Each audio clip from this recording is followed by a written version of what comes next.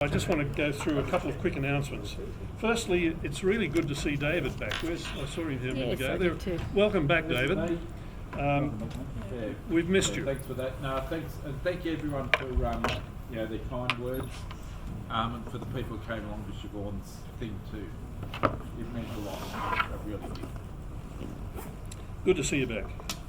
We've got apologies from Ollie. Oh. He called in sick. Okay. That's the only excuse I would accept from him. Any other apologies? In that case, we have an apology from Peter Shamara Cell. Their audio-visual system is down. So that's why we don't have a screen and we don't have a microphone. So, what was that, John? Sorry. No, go for it. So we have some new members. Steve, Kevin and Alan. Alan's not actually new. Welcome. Face was familiar. Is Alan here? Alan's actually, there's Alan. Yeah. Alan's not actually a new member, but he hasn't been for a couple of years. We all remember his face. Yeah. And what about Kevin?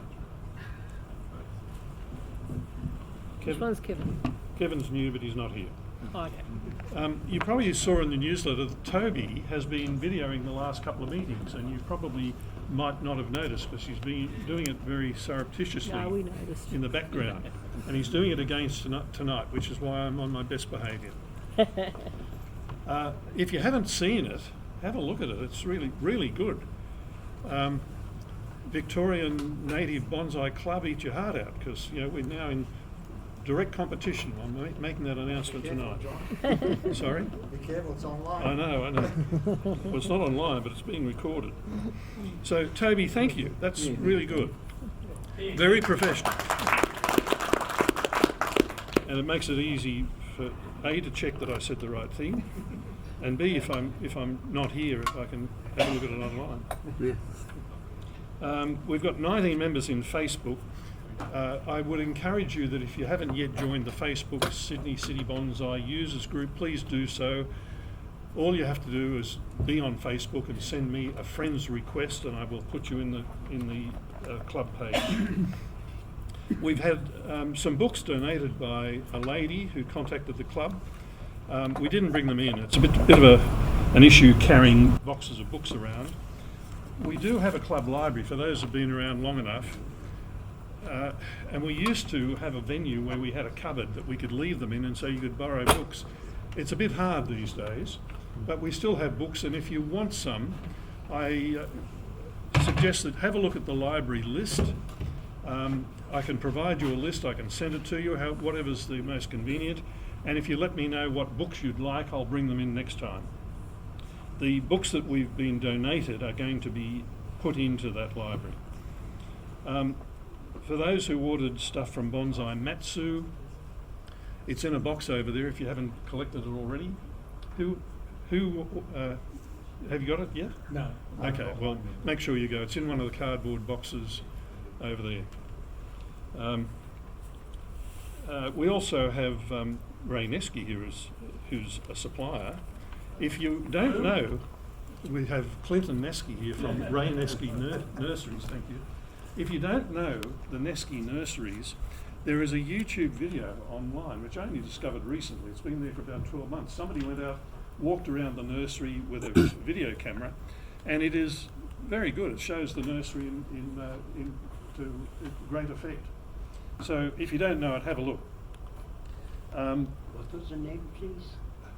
The Ray Nesci Nursery. Is that Neski? Sorry? It is CI. I had CI. C to start with and I changed it. Yeah. And some of you have ordered bonsai mix that Clinton has been kind enough to bring. I told him to leave it in the car because we don't want to lug it up here and then all the way back down. So if you've ordered some, make sure you stick around afterwards and collect it. A reminder that annual fees are now due, and I would appreciate it if everybody could sort it all out before the end of July. This meeting, if you've got it, we've got all means of collecting money, so there's no excuse. The theme for tonight's meeting is is root over rock, and we'll get back to those trees after Clinton's presentation. Clinton has kindly also offered to make comment you brought, so after his presentation we'll get him to have a look at that. The next meeting is the AGM. Normally we would have done it in July, but because of Clinton being here we've delayed it a month. Hey Clinton, can you come back next month too? If you are unhappy with the club, then you need to do something about it. And I suggest you join the committee. In order to be eligible for one of the office-bearing positions, you need to have been a member for 6 months or more, and of course paid your fees. But I would encourage anybody who wants to get involved more to join the committee. The problem is not getting too many people on the committee. The problem is that the ones we've got have been there for so bloody long. Some of them are starting to get close to falling off the perch, and so we need to have replacements in place for them. It's a great, it's a great way to get more involved in many ways. So I encourage you to think about joining the committee, and that will be next month. I now have the pleasure of introducing Clinton. Clinton is well known to most of us, and there's no need to do a big introduction, because if you go to any bonsai shows or events, Clinton or the Ray Nesci Nursery at least will be well represented. So it's just with great pleasure that I've asked Clinton to come in.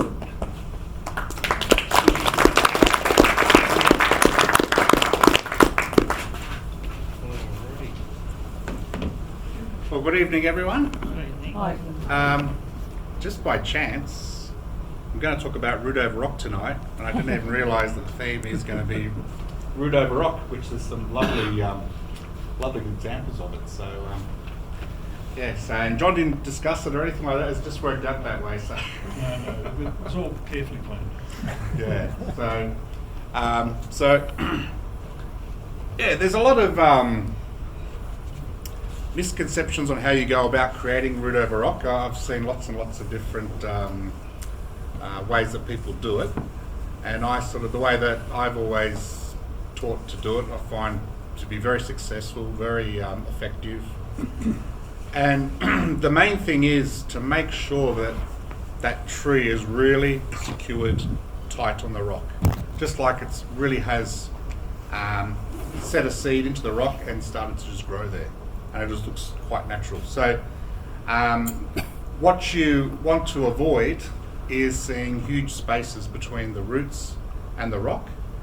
And also, you pick a nice interesting rock, don't cover it. A lot of people make the mistake of they get this beautiful rock and then they plant the tree right on top of the rock, cover it with all the roots, and after about, 6-10 years, you lose the rock. You've got to understand that the roots, when they're first put on, they might be less than pencil size, but they will grow. So always consider putting the tree in a spot where it doesn't matter how thick the roots will get, you'll always see that rock, part of the rock that you found so interesting. So this is a trident maple, one that Dad did well over 35, maybe more years ago now. It's you can see there's some roots just here around the rock here. You can have a closer look later on when you break, but you'll see that the actual the roots, the trunk, are really, really tightly clasped against the rock. Definitely not going anywhere, and it really looks like it has just grown there quite naturally. But of course, it's been just placed there. So a lot of the time when people sort of don't do a lot of research and want to go about it, they find a rock, they get their tree, they tease out the roots, they sit it on top of the rock, plant the soil around, and they expect the tree to grow and clasp around the rock. So the tree will only do that if it needs to. But if it's got soil, it's going to grow into the soil. It's not going to sort of grow around the rock unless it's sort of being jammed near it. So you can see this one here is a very sort of poor example of doing it. First of all, the rock is not very interesting. It's probably like a sandstone type of rock, which anything like a fig or a trident maple, after a few years, when the roots get strong enough, they'll crush the rock and you'll lose the rock. You can see it's not very stable. So putting a tree on top of a rock and expecting it to become a root over rock, it's definitely not going to work. The obviously the thing that you start with is a rock, which isn't always easy to find an interesting rock these days. 20 years ago you could find rocks everywhere in aquariums, absolute ton of choice. Not so now. Most of this rock here is from China.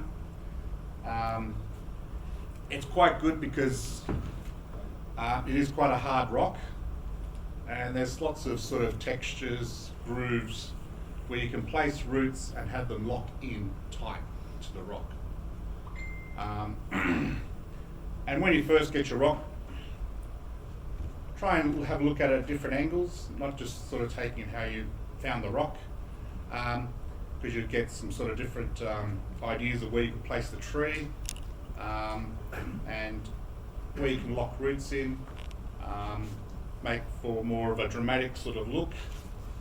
So you can turn it around. If you want to sit it flat, that's fine too. Everyone thinks that you've got to make it tall to have some nice long roots. You can have the tree planted on the rock and then have the roots come down with the rock being nice and flat, but obviously don't drape every single root over, cover the rock. Just pick sort of channels that you want to run through the roots, and you'll get a nice interesting composition. If you can make it as three-dimensional as possible, it does make it more interesting, and it also does help you secure the roots nice and tight against the rock. If you only have roots coming down where you're looking, then you're only really securing that part of the tree, and it can be a little bit looser on this side. So if you can actually have a rock, some roots come at the back of the rock, it'll look more three-dimensional, look more natural, and it will be more secure. So keep that in mind. Do you carry rock at your nursery? Yes, we do have some rock. We've got to get more up into the display area. We've got some small pieces, but we've got to get some more bigger pieces up. So if anyone's interested, we will have some rock similar to this to have a go. If you haven't had a go at doing the root over rock. Do you have any comments about the type of rock? Because yeah, it has to be hard. Yep. Nothing's really smooth because the roots have to cling onto something. You could have the smooth rock and pull the roots really, really tight, but there's nothing really there to hold on to. So, yeah, fairly rough. You can see this one here. There are even some sort of channels, which to me would be obvious places to put the roots, because the roots will then lock into those channels and secure the tree onto the rock. It'll look natural. So where you place the tree, it's totally up to you. There's no sort of set spot, but if you're going to put the tree right on top of here, then you want to be very careful how much the roots are actually covering it, so you will always have some of the rock. It doesn't have to sit straight like this. So just so you wanted to put something tall like this, you can see it doesn't sit straight. So once the tree has been secured on the rock after a couple of years, what will happen is there will be a root base underneath you, and that will support the rock. So you don't have to build some sort of flat base to sit it on or anything like that, because once you bring the roots down, we tuck the remaining roots underneath the rock, and after a couple of years, the roots start to really get quite dense under here, and when you take this out, you'd have like a root ball like you would normally have with any tree you take out of a pot. And that root ball will support this. So don't always think you have to have it flat bottom, sit straight. So something like this, you can see there's this channel coming down here. You could easily run some roots down here, and you can plant the tree right up here and just plant on this right hand side and leave the left hand side vacant, so you're always going to see part of the rock. And again, if you want to use this flat, you can. You could put 2 trees if you want to and use it flat, and maybe create one a bit taller, one a bit smaller, so it's a bit more asymmetrical. So you can do it that way as well. How do you secure the roots to start to the rock? We're going to get there. Oh, okay. Yeah, we're going to get there. Just go quickly, just talk about this rock too. So 20 years ago, we used to be able to get a lot of this sort of rock come into the nursery. And it was really, really popular, and that, yeah, no one sort of collects it anymore or anything like that. But it sort of fit the bill that it had, you know, some lovely, interesting textures to lock roots in. Really, really hard, interesting. This one actually does sit straight a little bit, yeah. But what I want to bring this one for, you can see this one's got a hole through the rock. Don't make the mistake of putting roots through the hole, because eventually when those roots thicken up to a point that they fill that hole, they'll ring bark and they'll die. And same thing, don't push the tree through there. Eventually when that trunk thickens to cover that hole, it'll get ring barked and die. So be very, very careful. Put the roots along the all the edges around the holes, but not through them, because I have seen that mistake made too. All right, trees for root over rock, things that get roots real quick. So things like elms, figs, trident maples. You can use shrubs, but you're going to wait a lot longer for those roots to mature on the rock. And a lot of people in a rush, they don't want to wait. So try and pick something that's got the potential to grow some roots real quick. So this is actually a Chinese elm, and I took this out of an 8-inch pot because I didn't have any of the options that I wanted, which is to grow a younger tree in a longer pot to get roots that are a bit like this. Roots like this, they're ideal for root over rock. People will sort of think, let's use all these ones. You know, we're already saving some time, and I might have to use a couple of these, but when you're using roots like this, it's going to be a lot harder to get the root to be finding those contours of the rock and following it really, really tight. When the roots are like this, you can bunch them if you want, like that, and they'll eventually all thicken together. And these roots, when you put them on the rock, you're going to be able to push them really tight, and you're going to get a really natural appearance. So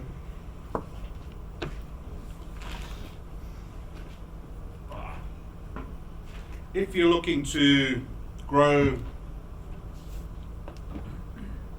if you're looking to put a tree on, say, something like this, the roots, if you're going to put it here, the roots are going to go the length of the rock, plus a little bit more, so you can tuck those roots underneath the rock.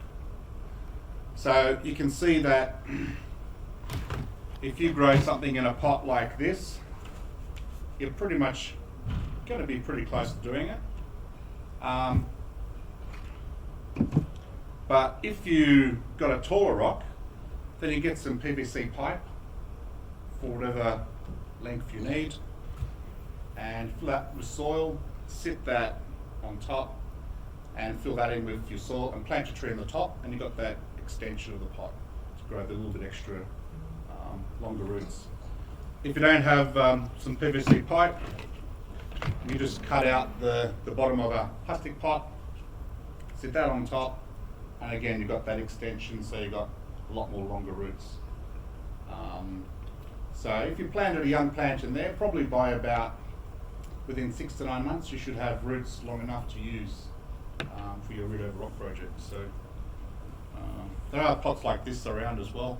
If you're doing a smaller, using a smaller rock, but you want some nice long roots, you can even cut the bottom out of that too if you want it. So that's the way to sort of get longer roots to be able to use for this style.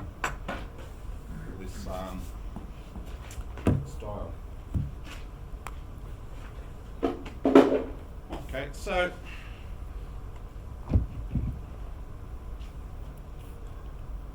we're going to use this rock tonight. I am going to plant it on this side, so we don't actually need really long roots. That will mean that this side of the rock will always be exposed. You're never ever going to have that covered. And there's a nice little ledge there where the tree will sit. So if I was going to put this like that, right, you can see what a mess. How in the hell am we going to get this onto that rock? Right, we don't need a lot of these roots. So I'll take away some of the ones we don't need, and the ones I'll leave, I will be able to run them where I need to run them. There's this very sort of very strong curve in the trunk there. So what I want to do is to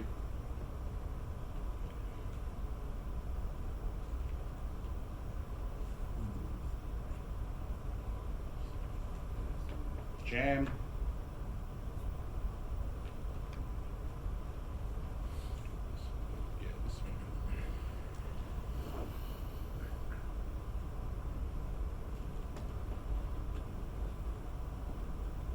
I want to jam that right against the rock like this. So it's fairly tight. And I'm going to get a bit of string to tie around the base of that to here to hold it nice and tight while I work on the roots. Don't need all that height with the tree. And when you expose, I mean, this is the right time of the year to do a deciduous tree while they are dormant. If you're doing a fig, you'd wait till the warmer weather. Oh, lovely, thanks.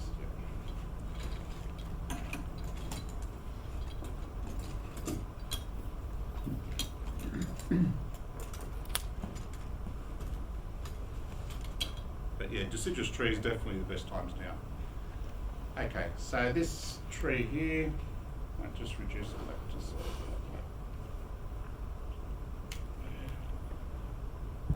I'll let you know if you get And there's French there. Doing a great job, John. What type of tree is that? So this one's a Chinese elm, which will probably start to wake up by the end of this month. If you've got elms, you know they wake up towards the end of July. They don't like to wait an extra month like some other plants. Okay, so what to do?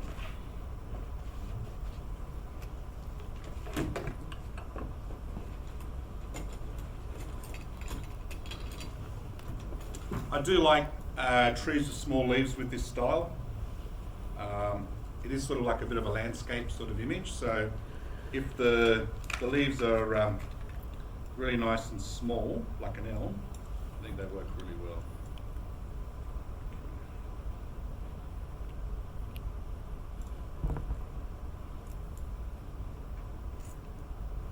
What's that you're cutting there, Clint? Is that string or raffia or Just a bit of string. string? Yep. looks like nylon string. it's just like a flat string I might turn around.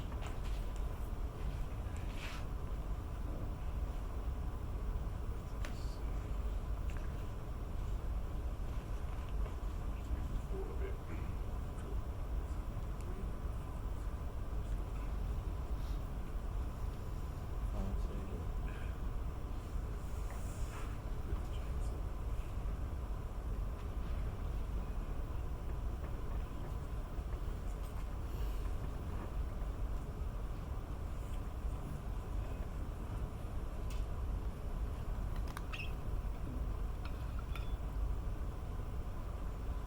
It's what's called a John's finger over rock. Yeah. Awesome. Thanks, John. Okay, so I've got that there, and now we get rid of the roots that we don't need.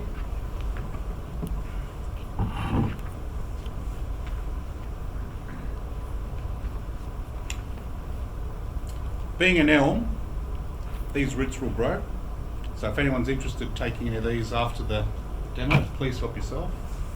And you can grow them from root cuttings, and you can get some really interesting trees out of those. Very, very flexible. You can bend them some very, very tight angles.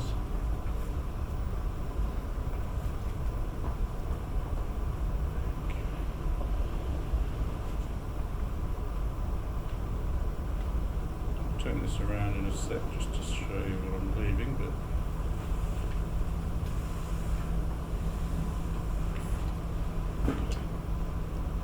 that's just there. This one here is just poking me in the face. Oh, jeez.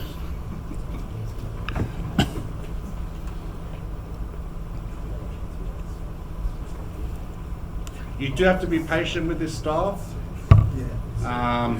This will eventually get buried in a deep plastic container for a minimum of 18 months. I always think 2 years is the best thing. Got a root right at the top here. It's quite flexible, but it's sort of coming from a very unnatural spot, so take that off.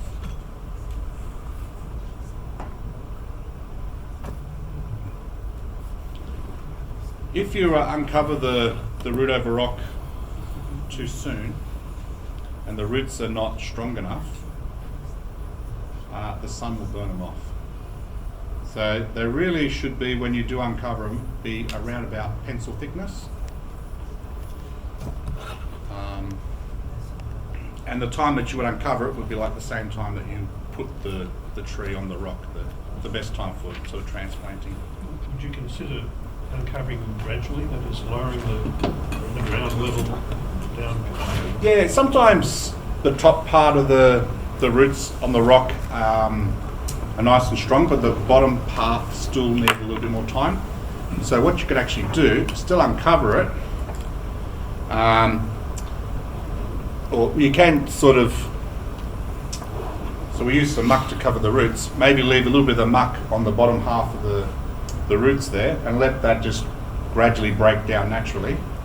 Or if you just want to uncover it, put a little bit of a cloth around the base, and that'll protect those roots from the hot sun. And they'll also will, so what happens when they're too thin, they just dehydrate to the sun. So you really got to protect them when they're quite young.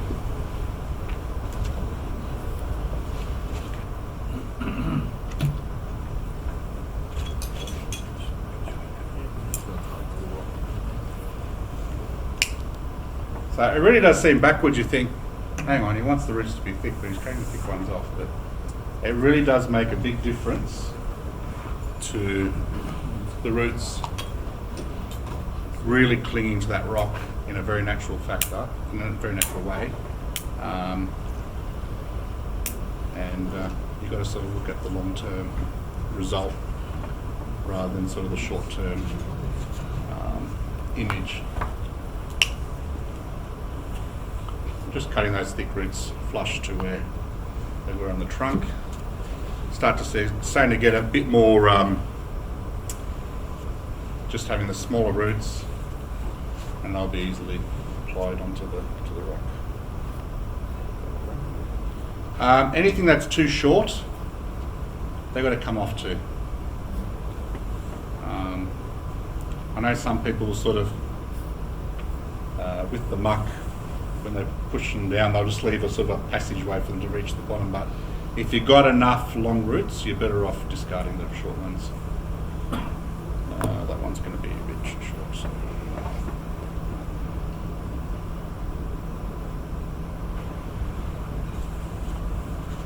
Make it. That's a bit short.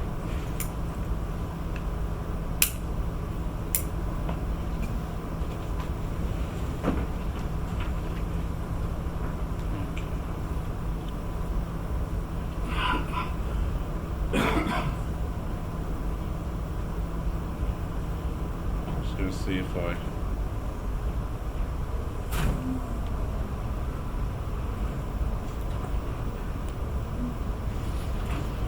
Yeah, now all this, I might just use one of the thicker roots.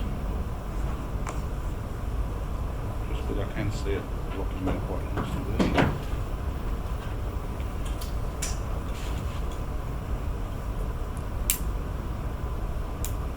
So Clinton, do you ever develop a tree on a rock that is not going to be the final rock? Like, that's your final rock there.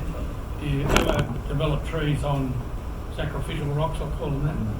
No, because once the roots are stuck on the rock, they're That's it. stuck on the rock, yeah. So, mind you, if it doesn't work out the first time, Try again. you might ditch the rock for if it wasn't suitable. But best to really find the right rock for the first time, because, like I said, it's one of those waiting games, and yeah, you don't want to wait 2 years to find a failure. You know, it's very disheartening. Or do more than one. If it's going to be your first go at it, do more than one. That way, you know, there's a good chance that at least one of them will have worked for you. All right, so I think I've got distinct now about 4 or 5 groups of roots. And what I might start doing is seeing how they go against the, pushing them onto the rock. All right, always good to wet the rock. Not that the rock's going to grow or anything, but it will be easier to get them to stick to the rock. So how we get the roots to stick to the rock is this stuff called muck, which is basically 50% clay that you get out of the ground, 50% peat moss. Add some water, get it to like a plasticine consistency, and then what you do is you work out the groove where the root's going to go, and you put this muck over the top of it to hold it down into that spot.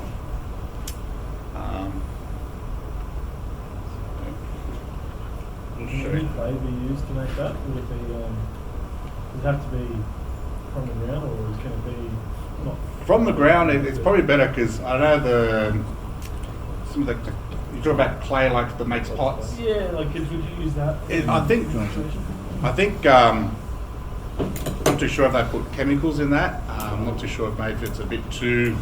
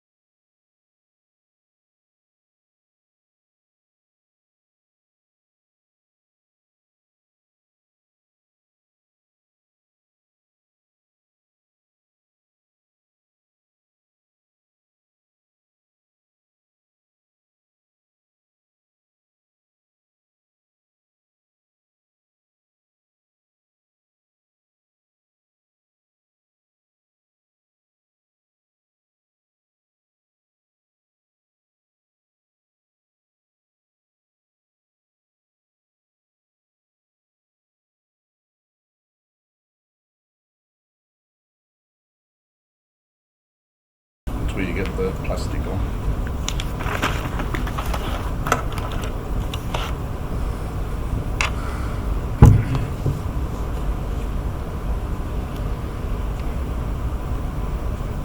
Yeah, so has anyone sort of had a few failures with this, successes? I've killed a couple, does that count? Well, that's Well, for success. many years and then I... We're all guilty of that. Oh, so they're actually established for a while and then... Oh, yeah. Oh, okay. Look, particularly in the summer, you also got to be careful on those really, really hot days. The rock will generate a lot of heat to sort of keep them in a cooler space then, because the roots will literally cook on those really hot days. So definitely summer is the enemy of something like this. So normally if you have a nice canopy on top, that will provide a nice lot of shade for the roots. So that's another thing. If you design your tree to be covering, and giving the roots a lot of shade, that's going to help. But yeah, on those really, really hot days, when I'm talking about 40 degrees plus, it will be good to get something like this in a bit of a shaded spot.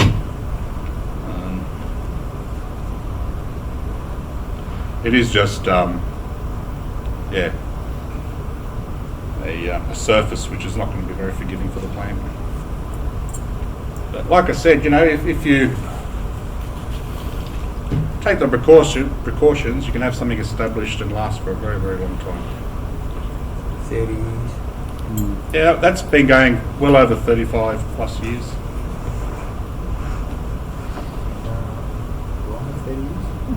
I don't.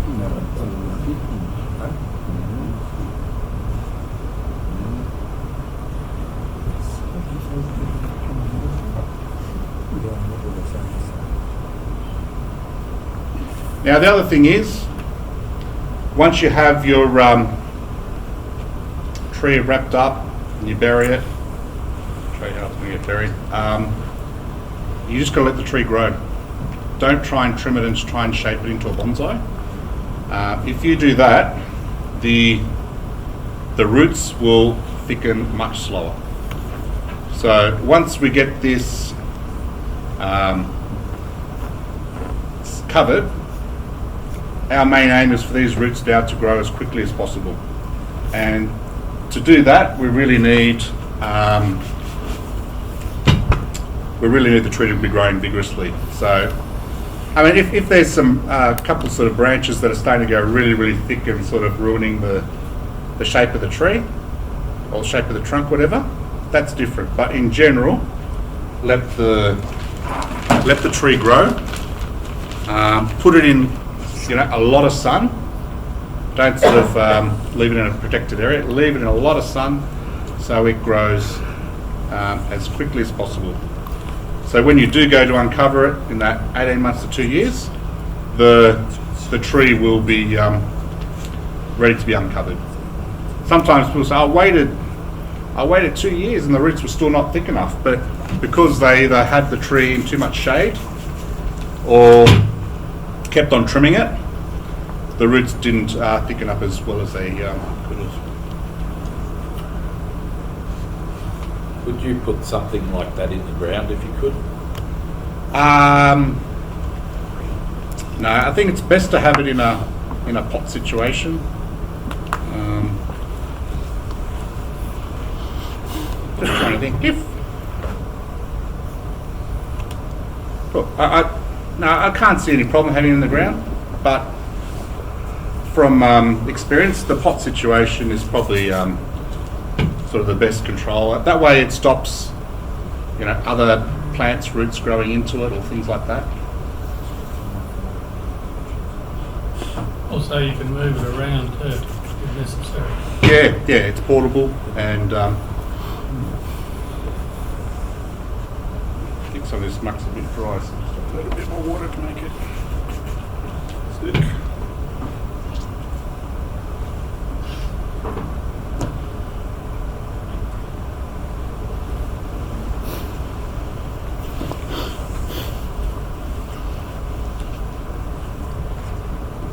Yeah, Japanese mainly use black pines and trident maples, that's the main ones I've seen used in the photo albums, but look, you can use a wide variety of trees, and I've seen some I've really seen people nice use shrubs like examples of lots and lots of azaleas, different trees.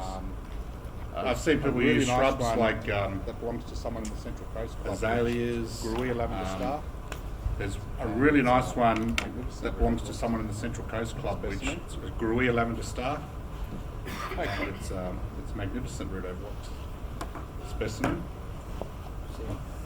Thanks.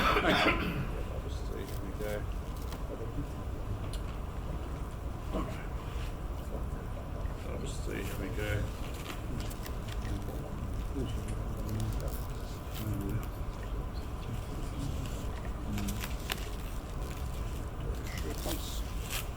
Once I get a bit of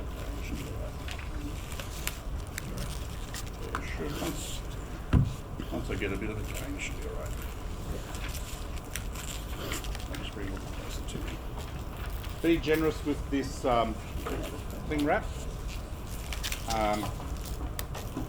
Be generous Trust me. with this cling When wrap. people haven't put enough of this, I have seen big roots push through it. Trust me, So you really, when people haven't put enough of this, and the other I thing have is, seen you really big want to get roots some push through it. binding pressure on it. So you really, So, and the other thing is, you really want to get some binding pressure on it. So.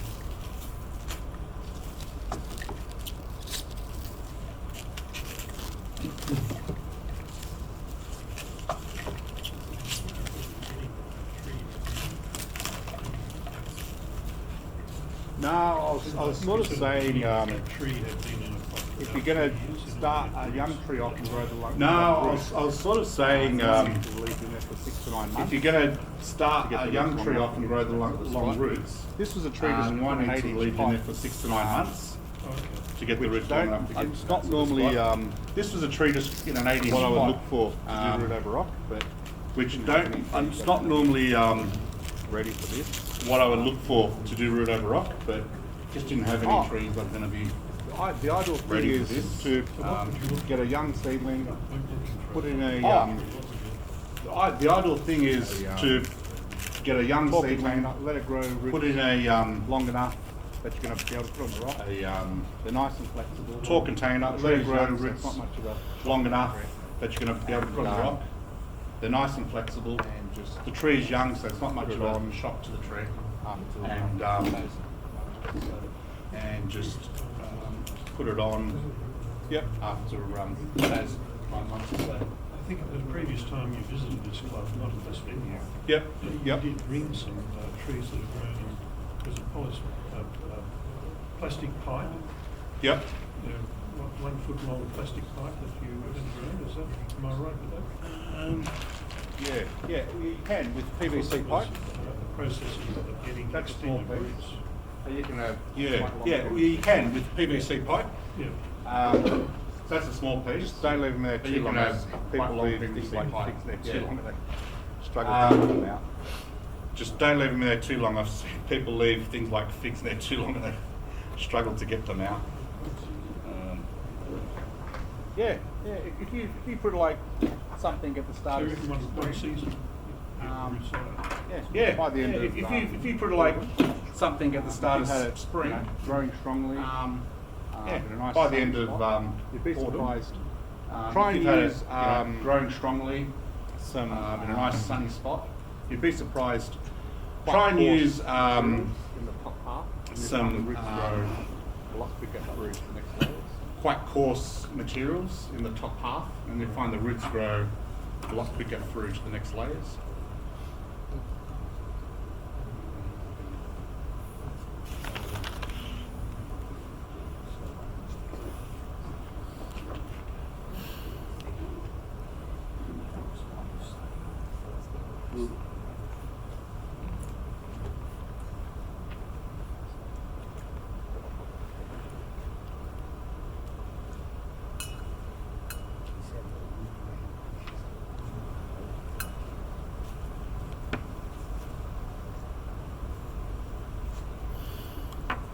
So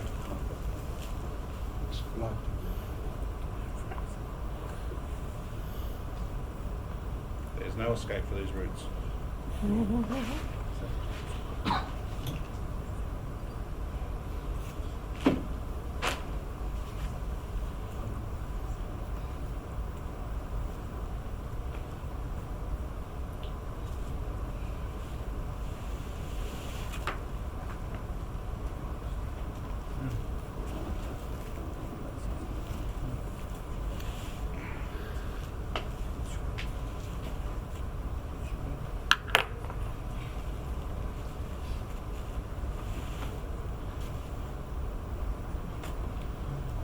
I mean, how much string you put, it just depends on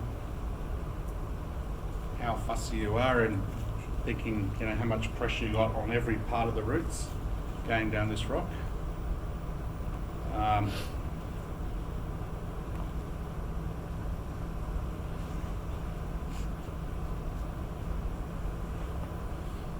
going to leave it about that, but you could do double this, and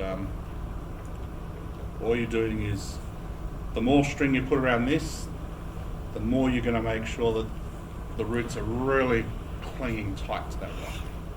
They will still fatten up. Yeah, so it doesn't stop them from fattening up. You know, it's not constricting the roots or anything like that. Roots are very powerful, you know. So they will still thicken up. The plastic, most of this plastic will be underground, so it's not going to break down. If you just left that sitting up the top into the sun, it will break down quite quickly. So then, what you want to do is have a pot deep enough so you can, and when I do put this in, I'll tuck these roots in, all underneath like that, and I'll drop it in. So they're underneath the rock and they're just going to lock in. We fill it with soil. Yes, so I'll show you how much I'll leave. So I'll fill this up with some soil.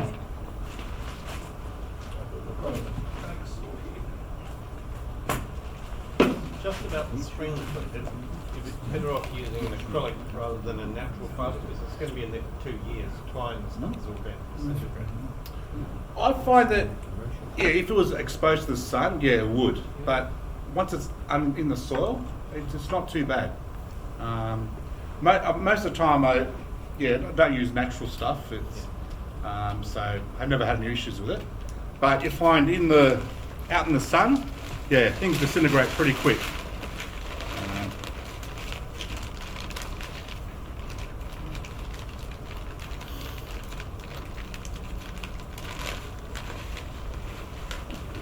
All right, so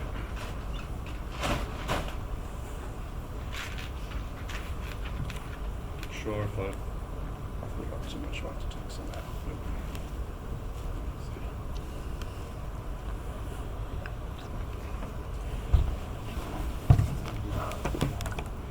It's probably just a little bit too high. Just take a little bit out.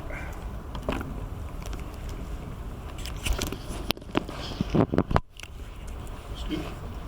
Ah, yes, good. I thought I brought one, but oh yeah, no, I've got one. Sorry, John. Sorry. Thought I was prepared.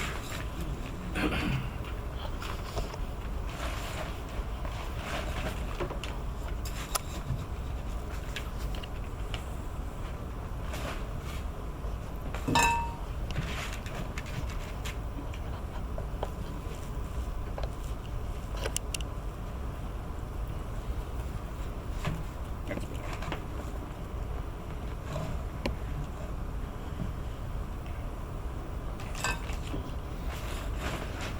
So if you did put it in the ground, I presume you'd be best to put a piece of wood or a tile or something under it.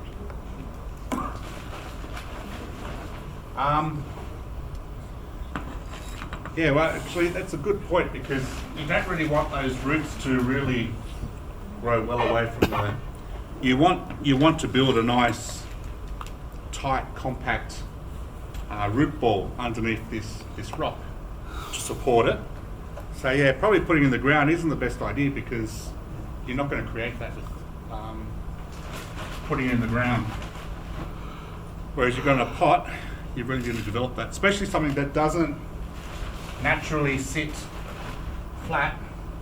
It's very important to build that root ball underneath so it does sit nice and strong on top of the root ball. You're emphasising the roots growing under the rock. If the rock is really flat at the bottom and sort of touch the bottom of the bottom, Yep. the roots would grow around it but not under it. Yeah, So- see, if they grow straight and they're going out, when you tuck them in underneath, they'll lock in and then they'll still grow out. But you're locking But you're locking it to the rock. You're locking it to the rock. And it does really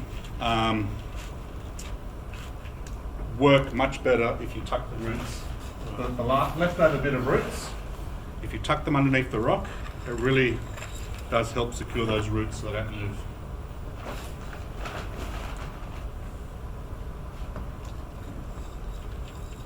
So the rock can still be exposed, but you want to cover as much of that plastic as possible. And you don't want to have the tree planted too low in the pot where it's not getting a lot of sun, you know.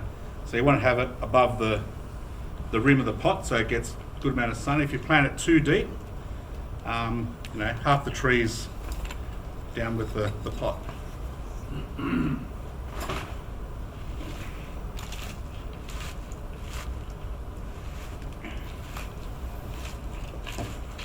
So you've got to try and water inside the plastic or down the bottom. Okay, yes. I knew someone would ask me that because that's always a question. So it doesn't matter if water gets in through here, but I would definitely be looking just to water where the soil is. So obviously you got it out in the rain, water's going to get in here, doesn't matter. But yeah, I would just tend to just water in and around the soil area, yeah, for sure. Is that just potting mix soil, what you're doing? Yeah, it's just a potting mix that we just use for bonsai. So it's reasonably well drained. I just remembered I didn't add any fertiliser, so I'll have to put some fertiliser on top of this when I get home. Some slow release fertilisers, what you're going to look for.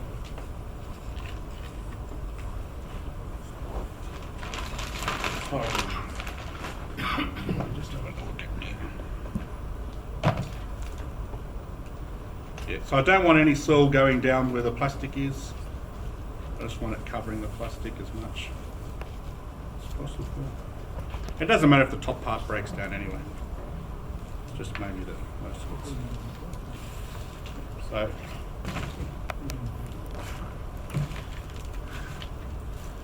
yeah, so when you get to this stage, it's just a waiting game. So you know, you can sort of try and let the tree grow as much just without touching it as possible. Most of the trees we use for this, trident maples, elms, figs, if you want to lop them back really, really hard later on and start again, you can do it. So just nice sunny spot, water it like you water all the other plants, fertilise like you fertilise all the other plants, but you're just letting them grow more freely than the other plants. That's the main thing, because the more freely this is growing, the quicker those roots are getting stronger and stronger. Yeah, any questions? Will the roots on the bottom start to grow back up the pot like this? No. They will, a little bit, yeah. Yeah. So, as I said, the roots will always just look for space to grow. So that's why things like this, plonk a tree on the rock, it doesn't want to grow on the rock, it wants to go into the soil. So it will fill out a lot of the bottom first, and then when it's run out of room, it's going to start putting roots at the top. But you'll find most of the roots will be in that bottom section. But you know, you leave it there for a couple of years, it's going to start to look for other. So when you eventually expose your rock, you've got this big mass of roots underneath. Yep. When you repot then, does that become what would normally be your root base in a standard tree? Yep. Yep. So So, leave it there? so when so I've taken this out of the pot.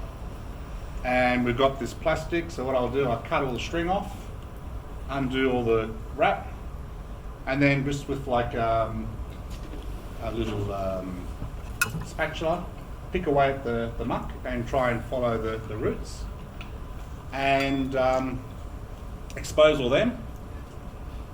When you take it out of the soil, you'll find that any roots that are around here, around the plastic, they'll just fall away.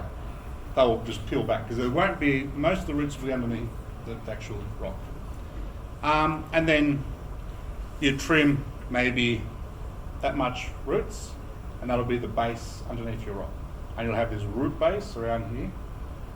And then for maybe, just say if I was exposing that now, coming into spring, I'd probably have like a cloth, even though the roots are still thick, I'd probably have a cloth around at least the base of that, just so the roots have time to harden off. Because when they've been under the soil for a couple of years, they're soft. So when you're exposing it to the strong sun, not so much early spring, once you get to summer, you want to start to protect them, let them harden off a little bit, but then protect them when the hot sun comes later on this growing season.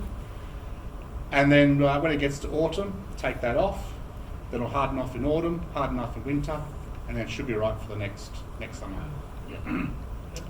So, look, it's a lot of fun. The challenge is to find a rock. That's the hardest part. An interesting rock, and then don't cover it. You know, you look for a nice interesting rock and then you just put draper roots all over it and you can't see the rock anymore. That, to me, defeats the purpose. It should be a good partnership where it's an interesting rock and the roots and the tree. So come spring, that's my first job. I've got to redo the crappy rock ones we've already done and buried. Yeah. Look, you're better off just, if you've picked the wrong type of rock, like if you've picked, I'm sure you haven't picked anything as bad as this. There's like giant river stones. No. Buggery and No. So like smooth. yeah. So they're hard, but there's nothing for the roots to cling on to. No. And they're not exactly the most attractive thing to look at, you know. So I would, I would just definitely find more interesting rock. I don't think we put lad wrap around. I think I put something like hessian or something like that. No. So probably I'll have healthy plants because they would have got it. You might even get some roots growing through the hessian. Yeah. That's the problem. I reckon I You will. got it. I remember when Dad was doing bonsai like 30, 40 years or whatever it was, they used to use pantyhose. That was the worst thing because the roots would find their way through there and just be this, they'd take it out, there's a mess of roots. You've got to keep the roots on the rock and nowhere else. Yeah. Understand? Yeah. So, yes. Would you, volcanic rock, is that suitable? Yeah, ideal. It's hard. If you can find some that's got some little grooves or just roughness, as long as it's fairly rough in some areas. And I think they're not quite as heavy as that. Yeah, I mean, this rock's from China. It's quite heavy. But what I do like, a lot of pieces are very rough. So when you put those fine roots in those areas where it's quite rough and you push them in, they just naturally just lock in, and then as they grow, they fill out the spaces and looks really effective. If you've got roots that are generally just too thick like this, and you're trying to put this thick root over very, very textured rock, you're going to see little spaces underneath some areas because it's much harder to get this to follow the contours of the rock because it's much thicker. When it's thinner, the contours of the rock will be followed really, really well. So yeah, you can use this sort of roots, especially now they're very flexible when they're still like this. So, but you're going to have spaces, and when you see spaces, it doesn't look as good, it doesn't look as natural. And then I've seen some where there's like huge gaps. They call that like fly roots because it's sort of flying over the top of the rock. And that's not very good. And it doesn't make it very strong either. Now, like, I did one without knowing all this sort of stuff. And I have got gaps. And if I get a branch splitter and split the roots, can I push them back down again? What type of tree is it? Tried maple. They get quite rigid. I don't think you're going to be able to move them too much. Are we talking about that size root or? Yeah, roughly. Maybe a bit smaller than that. Yeah. Trident maple roots, they really do get quite rigid. So I think you might, the best thing maybe try and get something like a, Clean. yeah, not so much a clamp, but just not foam, because foam's probably not going to be strong enough, but to put something to put pressure there and then pull some wire or some string onto it and try and get a little bit more closer. Corks. Wine Corks? corks. Yeah, actually, yeah, wine corks is good because it's going to be fairly soft to the root and it's going to be hard enough it's going to be able to put some pressure. So you put that over that root and then put some binding around that. That's probably the best thing rather than trying to cut it or anything like that. The Trident maple roots, they are quite rigid. So elm roots you probably would have a little bit more give, but you should be able to get something a bit close if you put some pressure on it. The other alternative is to cut them off and try and regrow. Oh them. no, if you had it going for a while and it's just like a slight gap, no, don't ruin it for something like that. Do what Ahmed did, liquid nail. Fill the crack. Now the building. A ram said gun with concrete now. Yeah. So, oh yeah, I just brought this in. This is a fig. I didn't do this one. It was, I think, some from the school did it. They wanted a tree to do a demonstration, and so I just wanted to show you what happens if you let with figs. There's like an aerial root just here that's grown over the top of the plastic. So particularly figs, be very, very careful these aerial roots. You want to trim them off. Otherwise they're going to go over the top. It's going to leave a bit of a scar now if I cut that off. Yeah, just be careful with all that sort of letting a tree just with the roots do its own thing.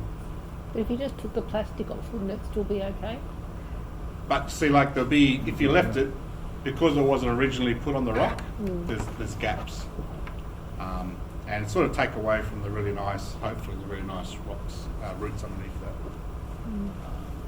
So you just put that in. So yeah, try and, you can see, and off that one aerial root to put off a couple more over the top. So yeah, just keep an eye on that. Figs work really, really good with clinging onto the rock. They're the quickest to set. I've known people to take them off after one year because they are just monsters with the way they thicken up. And you know, proportionately, okay, that doesn't look great, but you can get figs really, really nice leaf size if you defoliate religiously and build some nice branch density, and you'll find that you'll get some nice proportion. But my favourite plants to use would be trident maples, elms, those sorts of With things. those elm roots that you said we could plant, Yep. do you bury most of it, or Yeah, the more you bury this, the better chance that, so do you leave any of it out, or?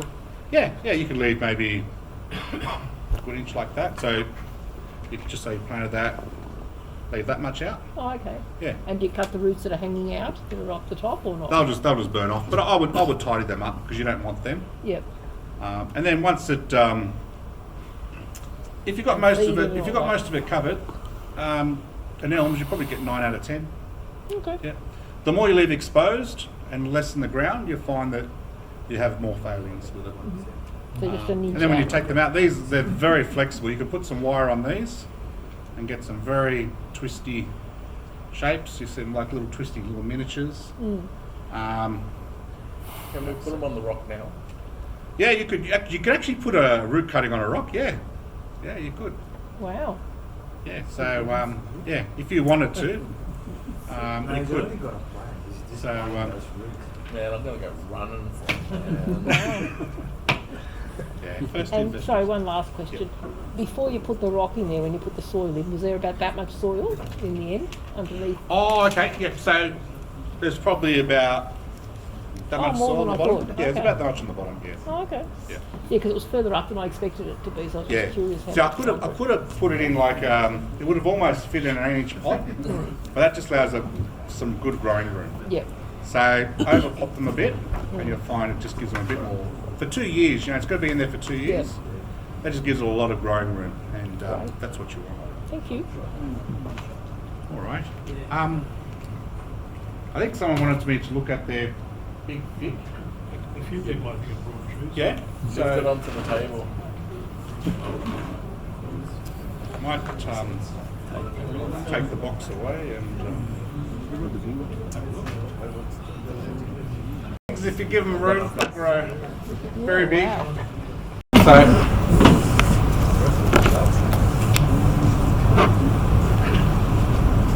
Would you just take it there and keep that?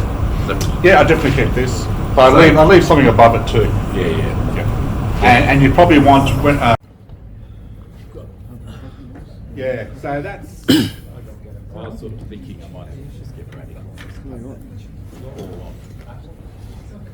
Or at least maybe in here or in there maybe. I mean, the good thing is that is the back of the tree. Yeah. So, but it is very tubular. Oh yeah. There's nothing pretty about that. So yeah, if you. Well, I've got that big it's now that long. Yeah, but you know, you might need to keep some of this. Yeah. Maybe. See, once they get big like this too, the conventional idea is just of a straight leader structure sort of falls away a bit. And I'll show you where I make a cut on the bottom. So you want some taper with this, so you're probably gonna go like. So this is all quite rock through here anyway. Yeah. So yeah. So go across here. Yep. Go here. Here it tapers quite well, but you know you still want your tie, so you probably want to cut them back. I just had started talking.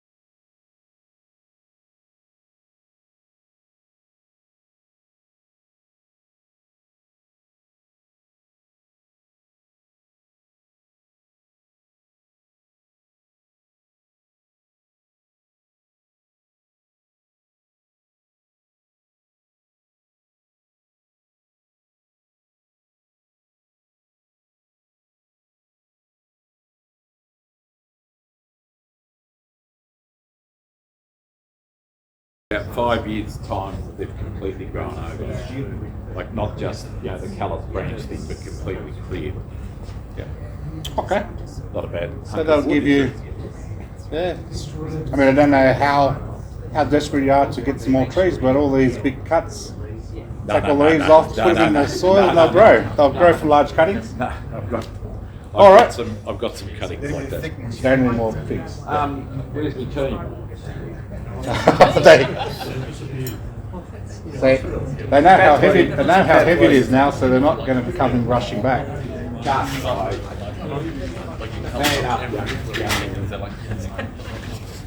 Hold on, Ray.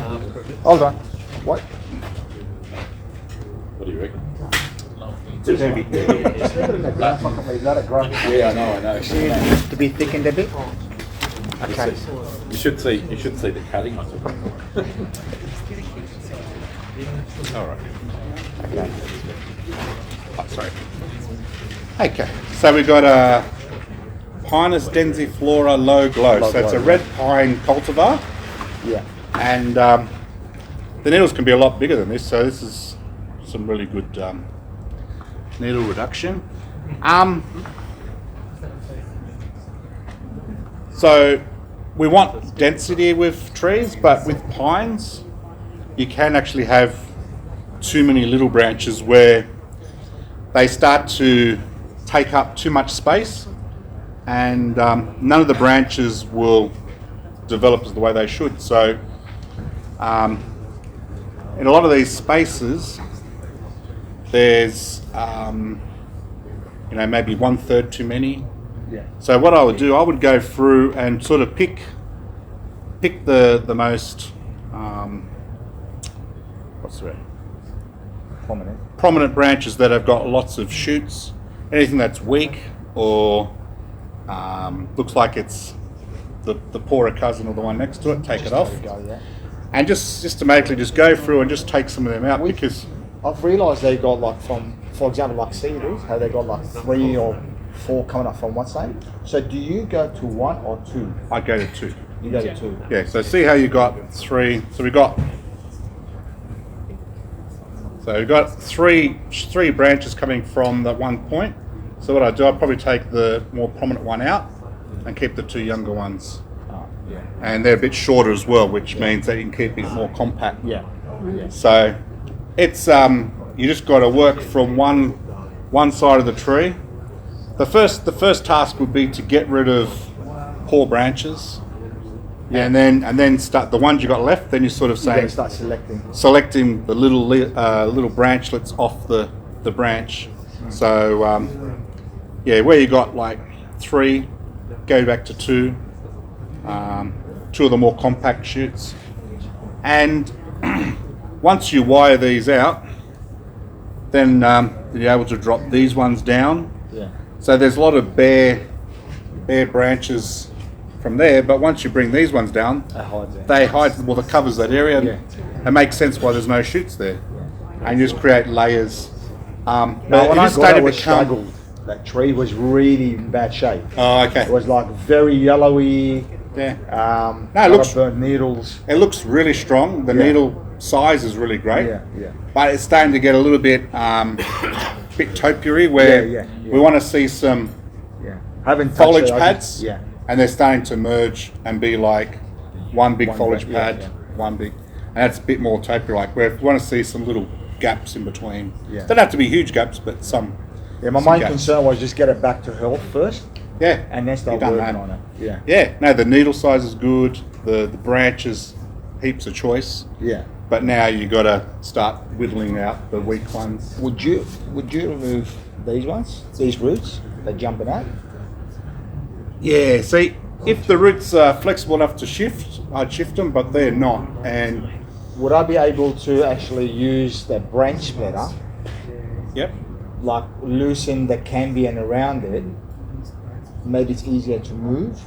You mean like loosening it at the back here? Yeah, like just loosen all that. You know how they usually could be stiff. Well, if the other option is to take it off, it's worth having a good crack at it, because. But wouldn't it? If I take that off, would be probably a live vein for one of the branches. Could be affect the top of the tree or. Well, the good thing is there is a thicker one. Yeah. There is a couple from that spot. Yeah. Yeah, but I mean, if you can get some leverage, yeah, it'll be when you go to repot this, because what you'll have to do is loosen up a little bit, underneath here, so you've got a little bit of leverage, and then first of all, I'd try and see if you can do it without doing that, and if you can't, then that's your next resort. Move it out. So do you reckon for 5 go, like for example, this one's got 4 or 5, go to 2? Yeah, go to 2. Go to 2. Yeah, and don't be afraid of creating a little bit bigger spaces, because you remember the branches you leave, they're going to fill out. Yeah. You know, it's a bit like with the root over rock. Don't worry about that. The root's only small; they're going to grow. The branch is going to develop. So the best thing is to create the space for the good branches to grow. Even there's a space, you can actually, when you start wiring, start filling up. Yeah. Yeah. Okay. Well, the wiring can start filling out, but you've got to allow those good branches then to get some more, next lot of multiples. Yeah. You know, we're always sort of styling a tree at times where we're looking at, I want it to look fantastic now, but say, no, I want it to look really, really good in 3-4 years' time. Yeah. And that might mean like leaving it a little bit more space for those good branches to then multiply and slowly build in to fill in. When's the best time to work on them? Like start pruning and...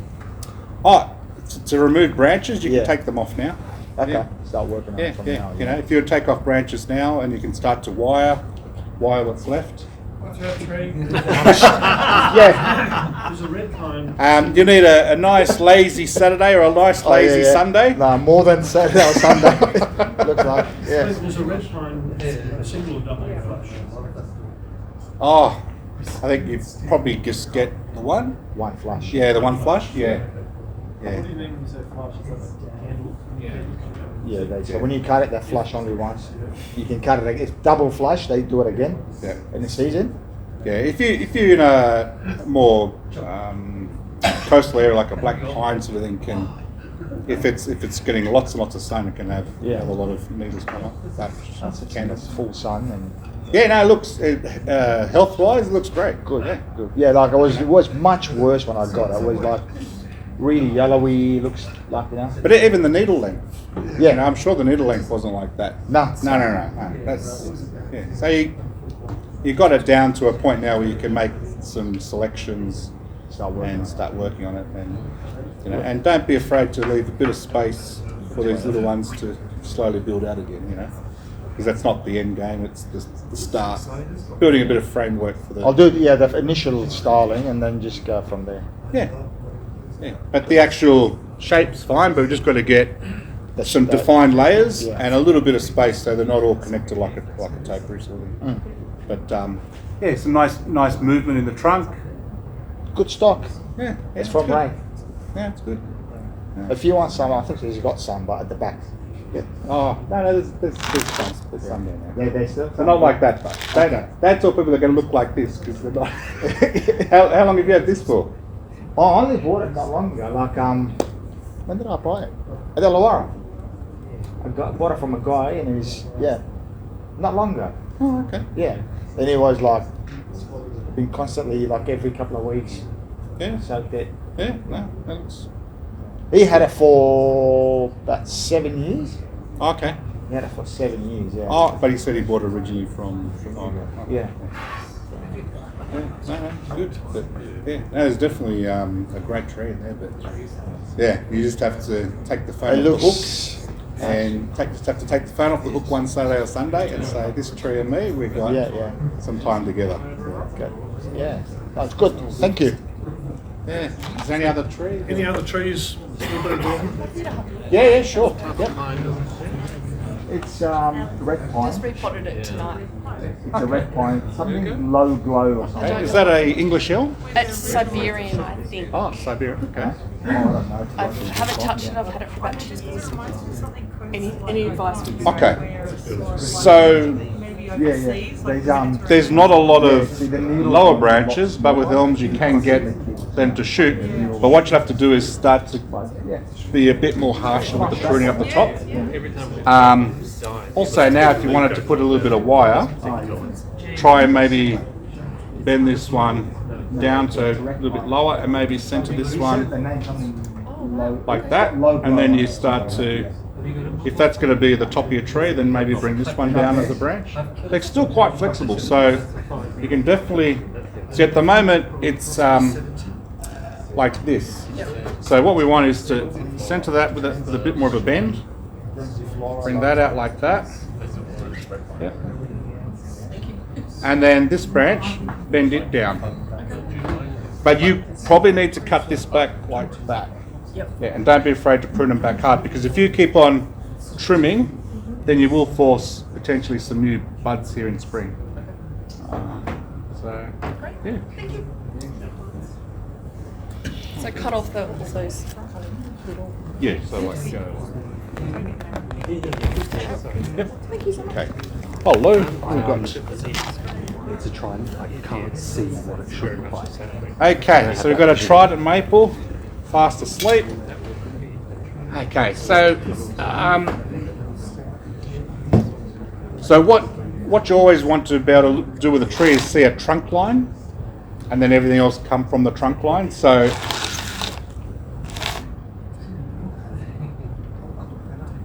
it's actually got sort of two sort of upright branches, like this one.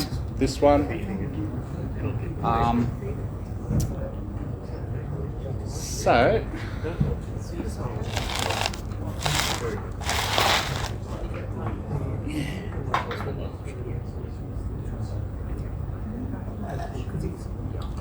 Yeah. I don't think you can keep both because of the way they are. So I'd either take this off and go with something like this as your new leader, and that'll give you some really nice movement and taper. And you're going to have branches like this coming off it, this coming off it. Take this off. This off. Ah, yeah, this one. Yeah, this one. This sort of looks like it was the leader, but it's had a bit of a setback there. But I think the better potential tree going forward would be something like that. So you got some nice taper and movement, whereas here, I see more of a longer term, like maybe if you make a cut here on that one, you make that as the leader, but then this is very heavy. So I would take that off, that off, that off, and I just leave this trunk, this branch, and that. Deal. Thank you very much. Yeah, and you should have a nice, interesting movement. Yeah. Clinton, that was excellent. Thank you very much. But that's not the end of what we are going to ask you. Before I ask you the next bit, I thought that whole thing was really interesting, and so I'd like everybody to join us. We would normally have the people who brought their display trees in make a comment or two about the trees. Right. But since we've got you, and since the theme is Root Over Rock, I thought it would be very appropriate if you would be kind enough to make a comment or two about each of the display trees. They look all wonderful.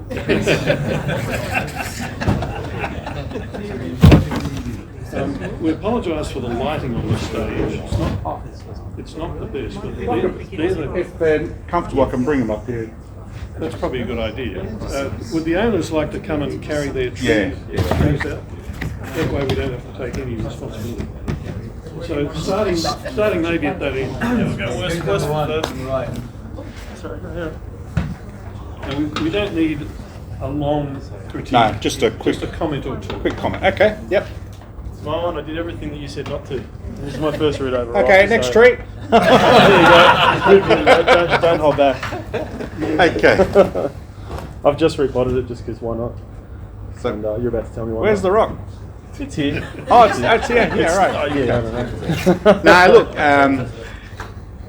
I would just keep it as it is. It's just going to have like a little bit of a rock there. Yeah. Just as a feature, more so than just leave it there. Just something a little bit interesting. But yeah, you can see this is a situation where the tree is just dwarfing what was the rock sort of thing. Well, I thought this was a really big Inosa, but I think it's actually a more yeah, they've got bright big leaves. Yeah, but don't be afraid to defoliate these. Oh yeah, no, you can do them in October, then defoliate again after Christmas. It was fully buried for about a year and a half, so about what you said, but I just didn't touch it for that time. Yeah. I did touch actually a couple of times, but yeah, I mean it's a nice looking tree. It's got a nice sort of bit of movement up here. Yes. I think I did wire it when it was much smaller, about 2 years ago.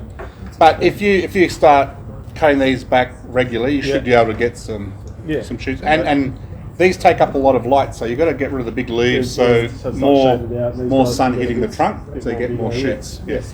Yeah, but there's a nice little tree in there. Yeah. But it's on there now. I'll just leave it there and just, It's a pretty small rock anyway. It's only about that big. So. It's on. I mean, being a fig, it's on the rock. It's not. This is not moving anywhere. I think I chose the right tree. So just leave it and design the tree around that. That's sort of a review. Okay. Yeah. So there's actually I didn't see that. There's actually a reasonable there. Yeah. Leave that. That's interesting. The challenge will be keeping the rock from disappearing. Well, don't let any roots go on top of this. Yeah, see how that one's starting to go. Look, there's. I was going to say maybe bind it down like that. Yeah. But if you want to see more of the rock, then take this off and just have these roots here. Yeah, that looks better as well. Yeah, thanks very much. All right, no worries. Was that yours, right? Do you want a hand?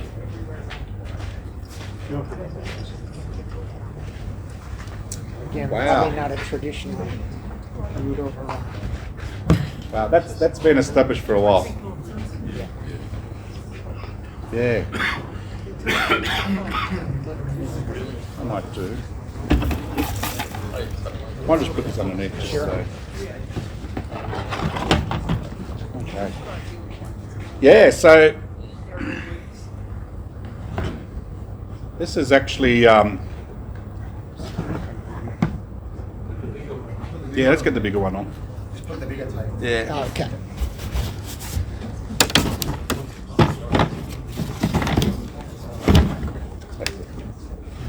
Okay. All right. Wow. Now, you know, I could picture that somewhere on the coast of Sydney, and a fig would be doing that. You know, some flat rock, and the roots are growing over the top. It's very, very natural looking. It looks really nice. I think the pot might be starting to get to the limit, but in a way, the pot being so small makes it look more natural. So as long as you can still maintain this in the pot, I would keep it like that, because it actually looks like you see the rock, not the pot, which is fantastic. The shape, it's great. You've got some nice structure in the tree. You're just going to have to, if you want branches like this to grow a bit more, you're just going to have to keep this really, really trimmed up so there's enough light getting in there and all that. But yeah, no, I love it. It just looks really, almost like you just lifted it off somewhere and put it there. It's just got that really nice natural look about it. I did try to split this root here because it was just really thick, and it wasn't. But and so it half died. Yeah. And half. But you can see all these aerial roots coming over the top. That's one good thing about figs. They repair themselves very quickly. But no, I like it. The only thing is, yeah, at the back. This is the back. You know, this part here probably don't really need that, because you've got this nice strong bit here. You know what I mean? Fine. Yeah, but I mean that's at the back, so it doesn't really matter. But I don't think you'd actually need that. Got that? But it's beautiful. It's, yeah, I'm sure everyone agrees. It just looks really natural. The greenery underneath this. Sorry? The little bush. Just weeds. Oh, is it really? It's Yeah. quite effective. I think you keep that clipped quite regularly. I did today before. Yeah. Before I It actually came looks in. quite good. I thought it was part of the... But the actual pot, it looks too small, but then it looks right, because you see the rock and not the pot. You know, like it's and it's a very, looks like a handmade, very earthy pot. So yeah, no, I love it. I think that's really, really a really nice specimen. Is that one of your pots, Rob? Yeah. Yeah, I thought it right.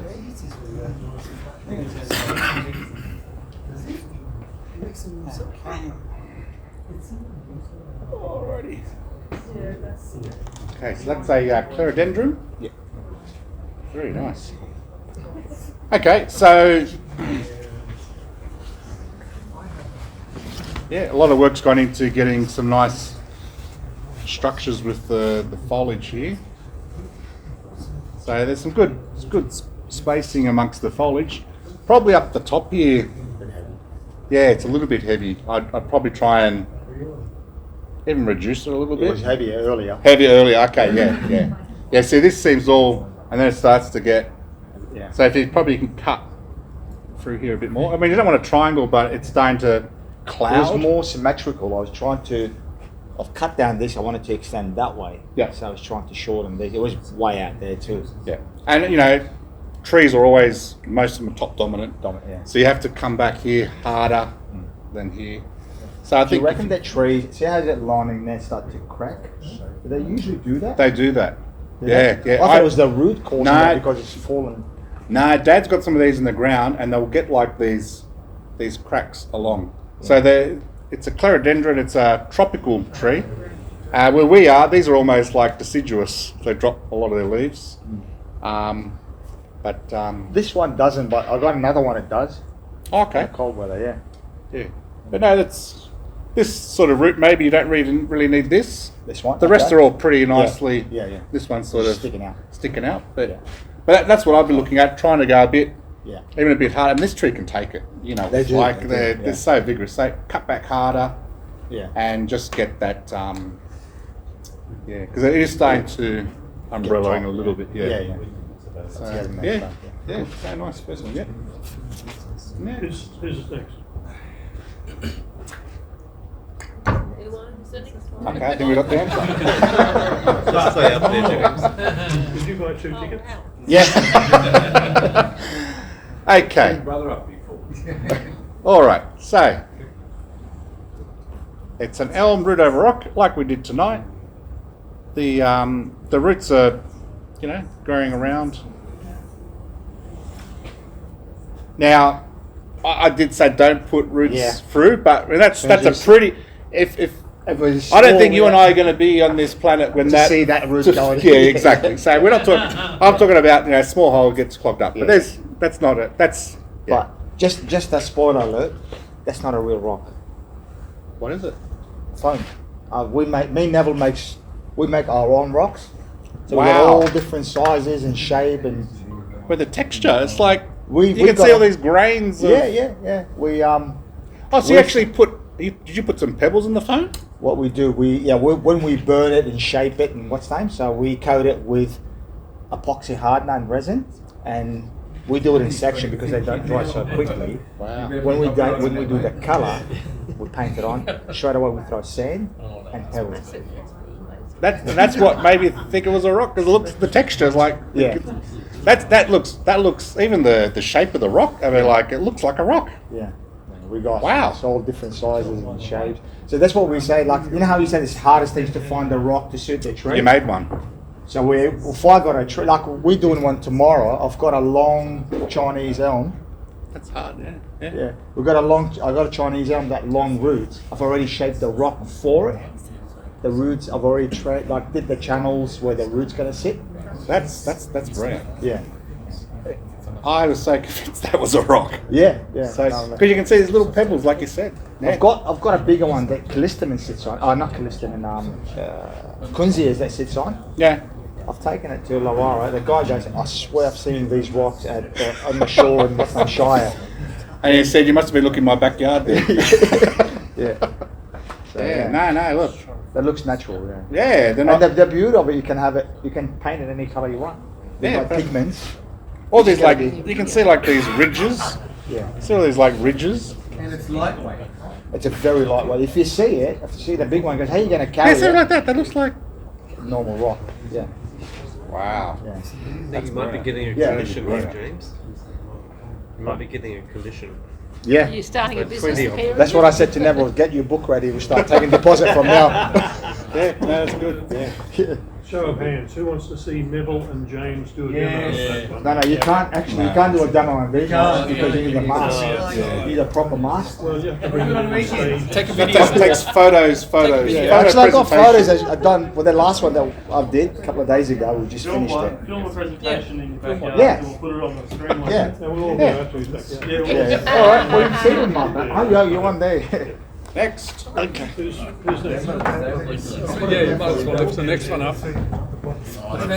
Okay. It's a tag team. Must be heavy. That's the real one. That's another one. Wow. Is that a Kunzia? Yeah. Wow. That's spectacular. And no one's moss should be not plump and thriving at the moment. After all this rain, there should be no excuse for not having good moss underneath your tree. I mean, you drive along the road and it looks green on the concrete. Yeah, wow. So this was root over rock, and you just want sort of the eye. No, It was planted on a rock. It was just planted in a Planted on a rock. in a bowl. Oh, in a bowl. In a Okay. bowl, yeah. That's another one of our fake rocks. And then it was just a case. The rock was designed particularly for that tree. Wow. Yeah. Nice. Yeah. I mean, like Kunzias, you have to really trim them up. I mean, at first I thought it might have been like a Beckia, but no, it's Kunzia. It's a Kunzia. Yeah, but you have to trim them more often to get Kunzias like this. Beckias are natural like that, but no, that's brilliant. Yeah, it's like a windswept, you know.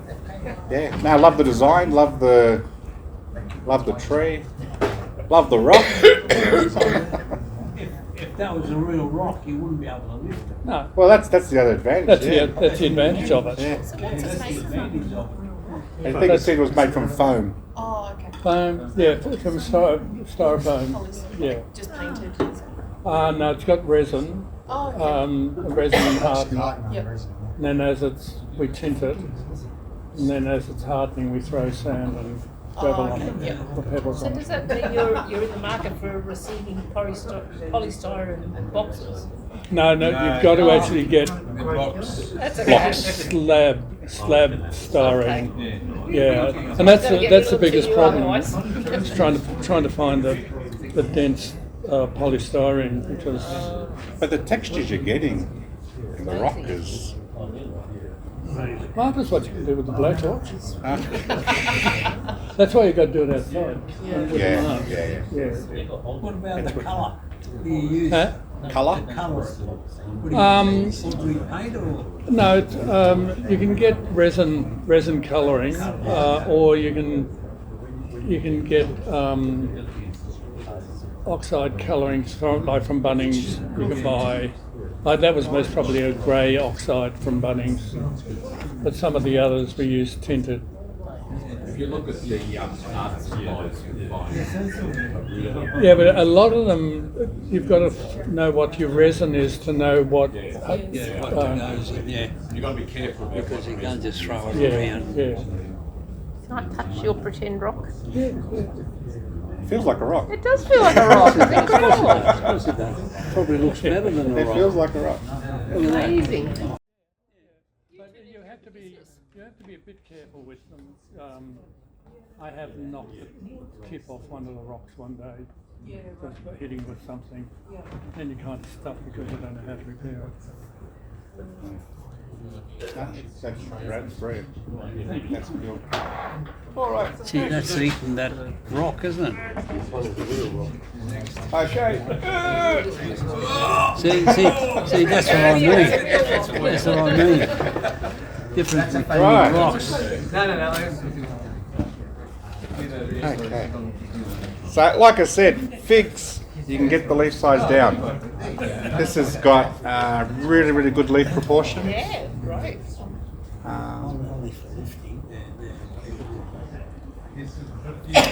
Okay. So, it looks like this was 2 or 3 trees put in there. It was 1 tree. They're branches, not trunk.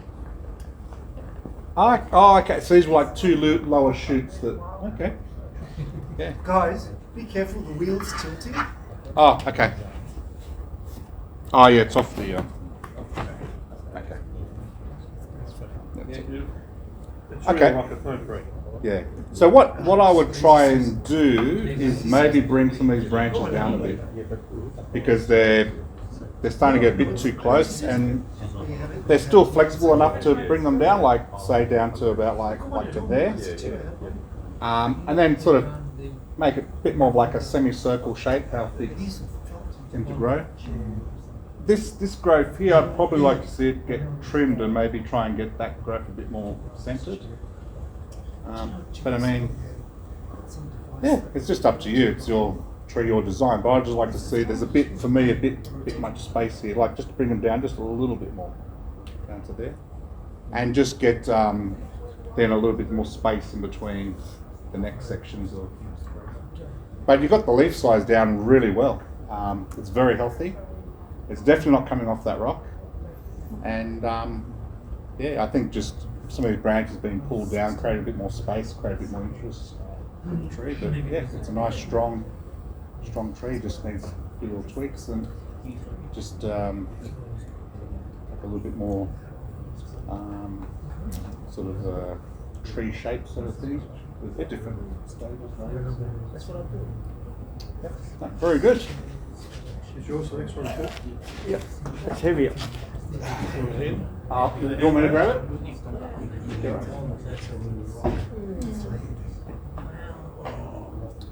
That's that concrete foam that you make Okay. Okay. Yeah, this is a big one. And it looks like someone's made its home in your tree. Yep. Yeah. Yeah, probably not so much a similar thing, but probably not going to be able to bend that. But if you can get like a branch just to come out here.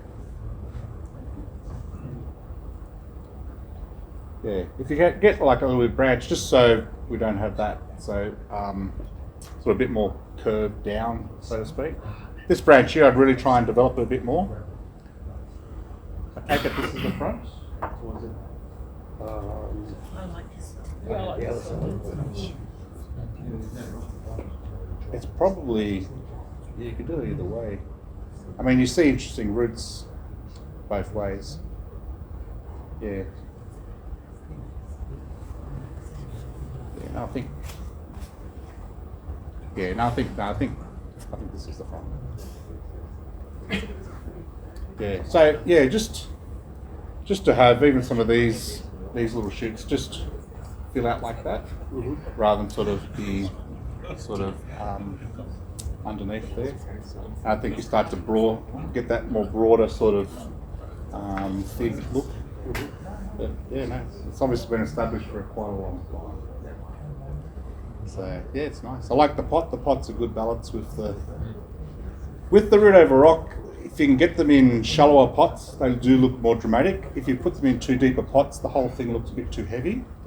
But I think that's a good proportion. Yeah. Good size rock and the tree. So no, lovely.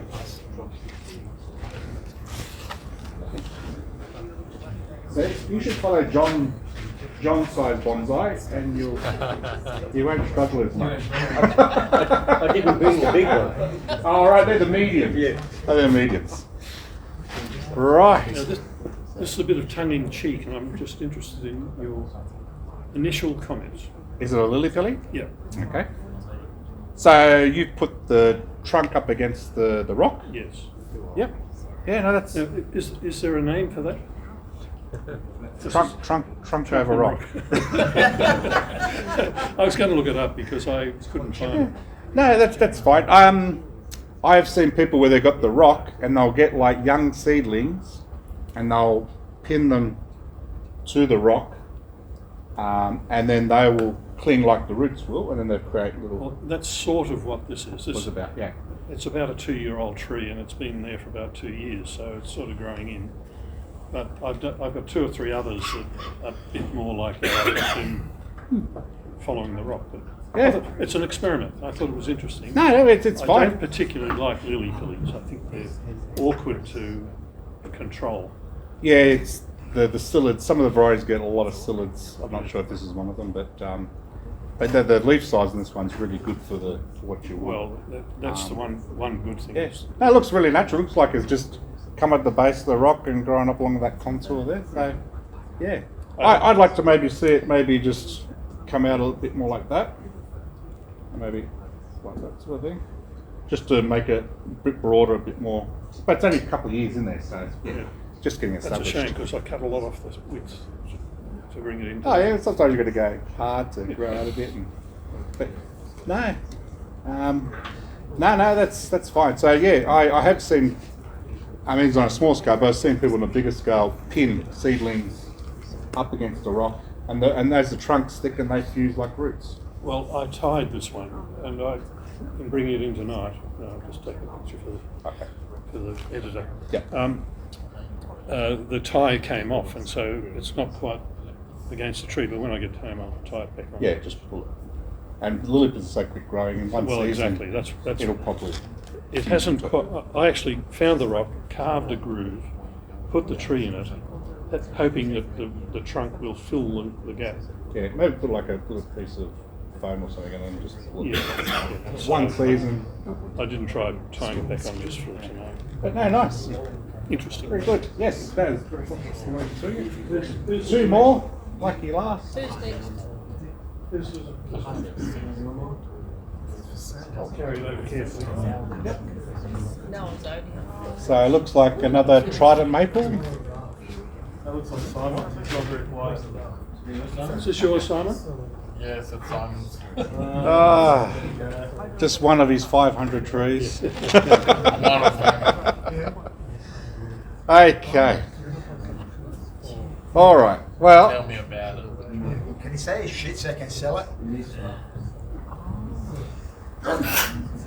Where's the bar branch? All over it.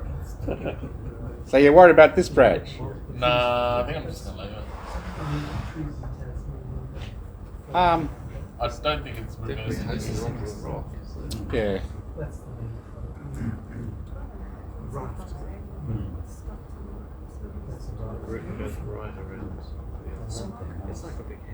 Yeah, you could sort of play around the front a little bit, but yeah, this part's probably getting a bit too long. Like could almost make that the new apex and chop it off there. And you could probably play with the front with like turning it a little bit that way or this way. But I think what would be really good if you could have a branch about like there. So yeah, you like doing thread grafting and that, don't you? Oh. Not on trees I like. Yeah. No, I think you could almost cut it back to that one, and then shorten them. I mean, you could pull this down a little bit. I just think it just needs a little bit something like there. So you maybe pull this down to there. Or was there anything in particular that you want to ask about, or no? Yeah. A thread graft on a tree like that is a bit of a challenge because letting something grow long enough. Yeah, it can. So, could you just do an ordinary graft? You can do like an approach graft where you try and pull a branch down and just make contact to it. But I think that's still flexible enough to just bring it down here, and then you just have that a little bit more fuller silhouette. I think that's probably all it needs. Yeah. No, very good. Love the pot. Yeah, it's someone here, I don't know the name, but Too many. You're dealing with too many people from overseas. yeah, I got it from a guy giving up his collection in Melbourne, and I just rocked up and he goes, I've only got pots left, and I went, I've got to have this. Yeah, it's a really nice pot. It's perfect for this. Yeah. Just perfect. The glaze. No, too heavy. Oh yeah. Sidelone's like.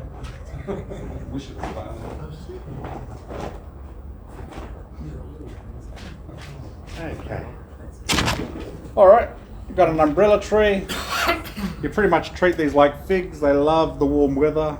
You can cut them back hard. Okay. That was my first tree, so I thought it bring it in. Yeah, why not? Yeah. So you got root over rock and exposed roots. Yeah, that's really good. Yeah. Yeah. No, it looks really natural. It's even having some of the moss grow up the top of the rock looks really effective. So I think what this tree needs is obviously middle branches. So basically don't let, you've got the leaves down to a nice small size, but don't let them get too big. Otherwise they'll umbrella here and you won't get any shoots. But if you put this where it gets lots of sun, you will get some shoots. As long as you keep this clipped, shoots will eventually come. It was indoor for a year and then it slowed right down. Yeah. So last year I put it out in the sun and then I defoliated it twice. Yeah.